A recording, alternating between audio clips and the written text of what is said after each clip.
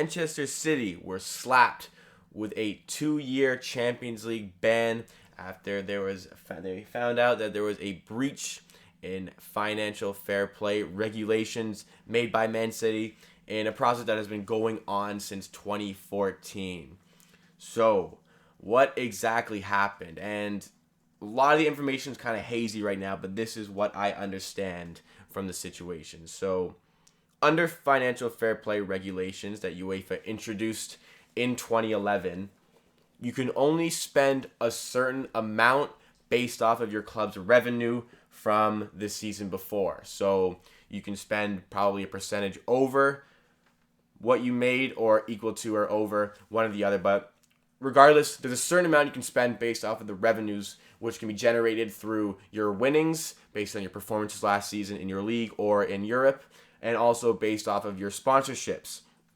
And if you go over that, you're breaching financial fair play regulations, and you could be subject to sanctions and punishments by UEFA. So what I understand Manchester City did is that they pumped so much money into their club through the Abu Dhabi Group, which is run by their owner. So they pumped, I believe it was 57 million into their club, and they claim that all of it came from their Etihad shirt sponsor, but in actuality only 8 million of the 57 million came from the Etihad sponsorship, and the rest of the 49 million came from their owner, who put it directly into the club. So this is kind of why they've been able to spend just monstrous amounts of money since 2014, because they have been illegally putting money into their club, and it's caught up with them. I feel as though some big clubs like this, with incredibly rich owners like PSG and Manchester City's, those kind of clubs, they feel as though they're kind of invincible from any sort of regulations because of how rich they are. And obviously, there's many studies that suggest that rich people feel more entitled than people who don't have as much money as them. For some reason, money is what we deem as the power substance in the world, and it's no different in the footballing world, and we're seeing it in this scenario because we've seen messages from people high up in Man City saying, "Oh, UEFA can't touch us, they can't do anything to us." Well, the arrogance has caught up with them, and it's certainly led to Manchester City being the Crisis Club Monday, the weekly segment on the Amateur Sports Podcast where we talk about the team in biggest crisis for that week, and there is no better team to pick for this than Manchester City, because a 2-year ban from the Champions League, that could lead to some downfall if they lose their manager, if they lose any players involved with the club, like players in their prime like Kevin De Bruyne.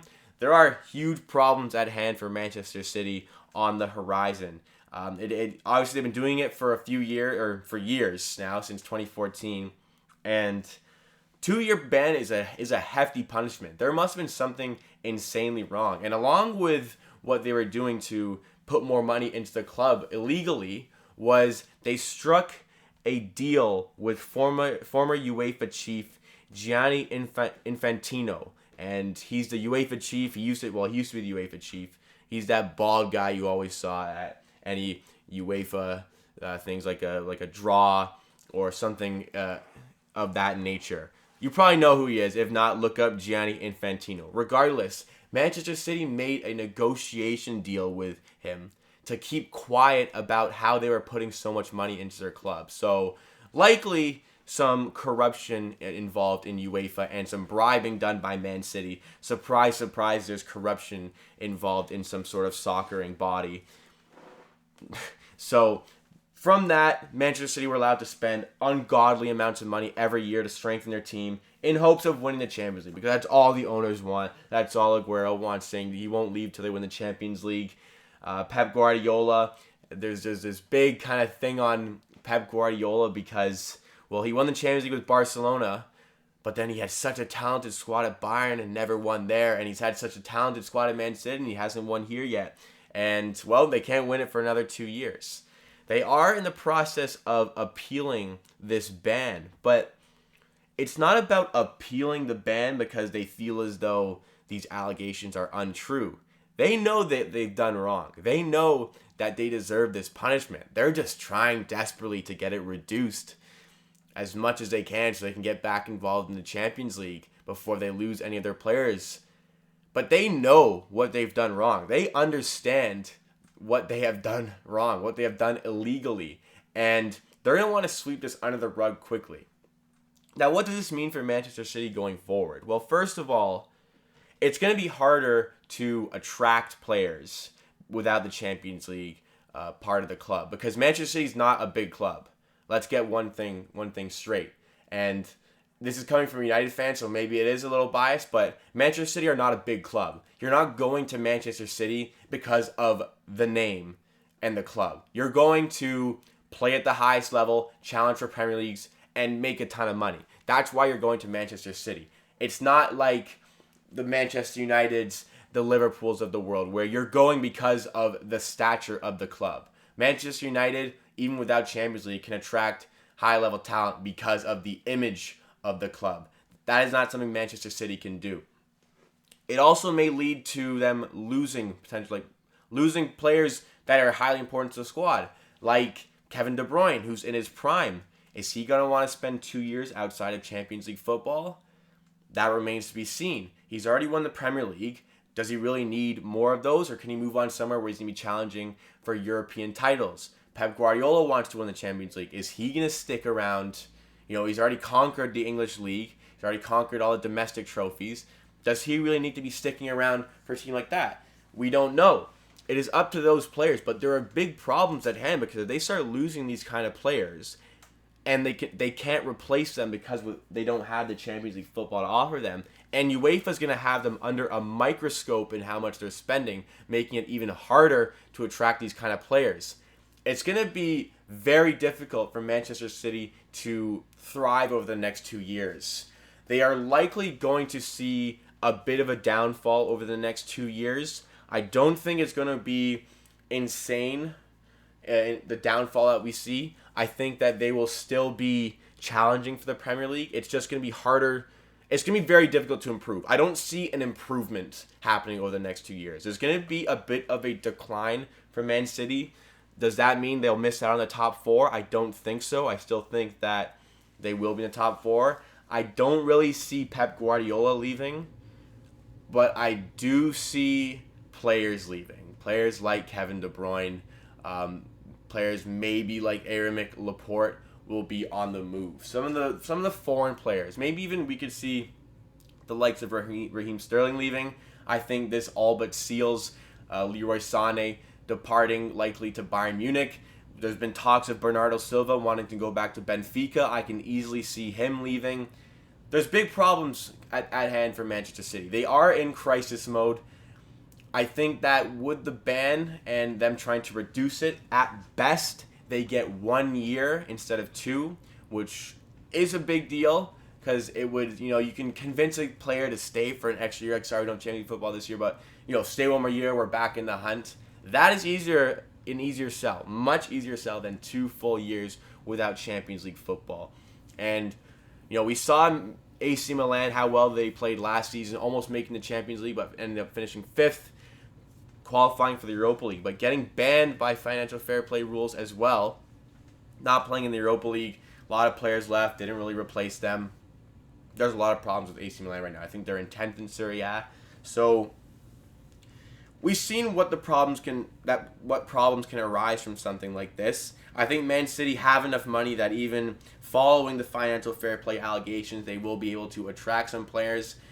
I just don't think they're finding the highest caliber of talent like they have been doing because of these allegations. I'm thinking just other names that might be out the door. You could see Joao Cancelo out the door in the next little while. Rodrigo, potentially. He's only been there a year, but I could see somebody like him moving on. Don't really see Aguero moving on. I could see Jesus moving on because his play time, a lot of time, comes from playing in the Champions League. And without that, he's going to struggle for game time over Sergio Aguero. I could see somebody like him moving on. Guardiola, I really don't think he's going to leave, but I could see it happening. I wouldn't be surprised if he did. So, lots on the horizon for Manchester City. At the end of the day, they did something very wrong. They did something very illegal. based on UEFA regulations. This punishment was deserved, and it seems as though it has been coming. We'll see what they can do to recover. There's talk of point deductions, which I don't think will be a huge deal for them. I think that they'll still be able to finish in the top 4 for the next couple of years. And after the 2 years, I think they will slowly get back on the rise, but I see a decline coming the next 2 years. I can see them going these 2 years without winning the league. The next big thing I need to talk about is it seems as though the 5th place team is now going to be in a Champions League position. If you look at the Serie A last season, like I was saying, AC Milan finished 5th but did not get the Europa League spot because of a financial fair play ban. 7th place Torino got their spot instead. So could we see something like this in the Premier League? Could we see the 5th place Premier League team get that Champions League spot? And if so, well, Tottenham and Man United have a bit of a dogfight on their hands, but Sheffield United now have a realistic opportunity of qualifying for the Champions League. And I'm going to talk more about Sheffield United over the course of this week. But just to touch on them today, I had them finishing dead last in the Premier League. And I am absolutely astounded the job that Wilder and those boys have done to get themselves in such a high position in the Premier League table. It has absolutely dumbfounded me. I don't understand it. I'm still trying to wrap my head around how I'm going to do an episode on them because I really can't explain how they have managed such success over the last season. And even if you talk about last season, winning the championship with that squad as well. I really don't understand it, but I'm going to try to figure it out and deliver the best episode I can on that matter. But big news for the Premier League at 5th place gets Champions League. And another big thing about Manchester City's punishment is that they got fined something around £32 million, something along the sorts, maybe around 40 million. But most of the money involved in that goes towards teams involved in the Champions League. And that's not just the group stage and onward. That's the preliminary rounds and onward. So any team involved in the Champions League will get a certain amount of money from Man City. And divided up, that's a great amount of money towards some teams involved in the preliminary rounds. It's like how a big FA Cup tie can help a team. Like when Shrewsbury got that replay at Anfield, the amount of money they made off of the ticket sales from the game at Anfield bought them, I think, some better draining systems to their facilities, better heating systems to their facilities, and can even fund transfers for new players. So these very small teams that are in the preliminary round of the Champions League are getting a huge payday towards their organization. This is huge for any small team who can qualify for the Champions League preliminary stages. It is huge to get involved with that because they're going to get a huge payday off of this Man City ban. And that is something small that I found out a couple days ago. That is very important to the matter. But that's all I have to talk about. We'll see what surmounts from this. Obviously, we're still in the very preliminary stages. This is what I know of the matter. My apologies if any of the facts are wrong in this. This is just what I know from what I've seen online. But thank you for listening. Let me know how you think Man City are going to recover from this ban and from this fine at AmateurPDC on Twitter and Instagram. You can also do so in the comments on the YouTube video. Subscribe while you're there and follow on Spotify and Apple Podcasts to stay up to date with the daily content we post every single day at the Amateur Sports Podcast. So we will see you tomorrow for another episode.